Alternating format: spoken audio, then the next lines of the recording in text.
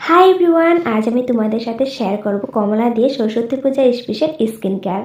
তো ভিডিওটা শেয়ার করতে একটু লেট হয়ে গেছে, তবুও তোমরা সরস্বতী পূজা যাওয়ার আগে সকাল টাইমে এই স্কিন কেয়ারটা করে যেতে পারবে, কারণ কমলা সবার ঘরেই থাকে। তো স্কিন কেয়ারটা ছোটো একটা টিপস, তো তোমাদের সহজ হবে। তো কীভাবে করছি ওটা তোমরা লাস্ট অব্দি দেখলে জানতে পারবে।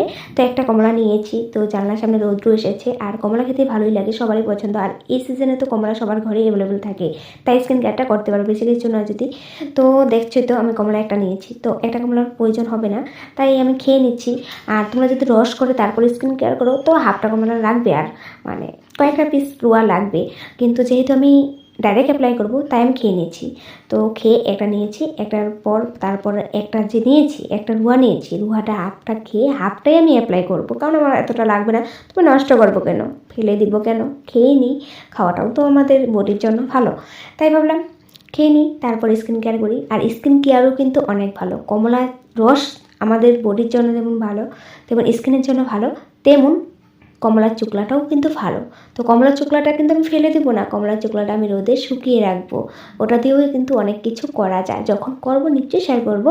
তো এখন কমলার রস আমি লাগাচ্ছি আমার ফেসে কিছু লাগানোর আগে কিন্তু ফেসটা ভালো করে ফেস ওয়াশ দিয়ে ক্লিন করে তারপর ড্রাই করে নেবে, আর কিছু অ্যাপ্লাই করে রাখবে না। আমি কিন্তু ফেস ওয়াশ দিয়ে ভালো করে ক্লিন করে ড্রাই করে নিয়েছি, আর কিছু অ্যাপ্লাই করে নিই। তো এখন ডাইরেক্ট কমলার রসটা আমি অ্যাপ্লাই করছি। তো কমলার রসটা আমি ভালো করে ফেসে লাগিয়ে নিয়েছি। তো এখন আমি ফিঙ্গারের হেল্পে সুন্দর করে স্লোলি মাসাজ করছি। মাসাজ কিন্তু অনেক অনেক ইম্পর্ট্যান্ট। তো মাসাজটা কিন্তু অনেক ভালো করে করবে আর স্লোলি করবে। আর মাসাজ স্টেপ কিন্তু উল্টো করলে স্কিন ঝুলে যাবে, তারপর স্কিনে হয়তো ব্লাড জমা হতে পারে, পিম্পলস আসতে পারে, তাই কিন্তু অনেক সাবধানে মাসাজ করতে হয় ফেসে।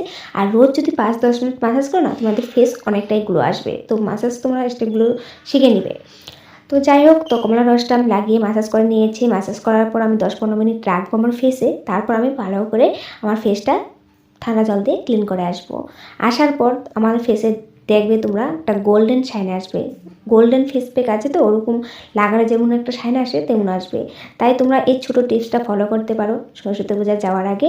তো তোমরা নিজেই বুঝতে পারবে একটা গোল্ডেন শাইন লাগবে, গ্লো লাগবে, তো নিজে অনেকটাই ভালো লাগবে। তাই এই ছোটো টিপসটা ফলো করবে। আশা করি তোমাদের এই টিপসটা ভালো লেগেছে, লাইক শেয়ার করবে আর পেজটা ফলো করে নেবে। তো দেখা হবে নেক্সট কিছু টিপসের সাথে। Bye bye.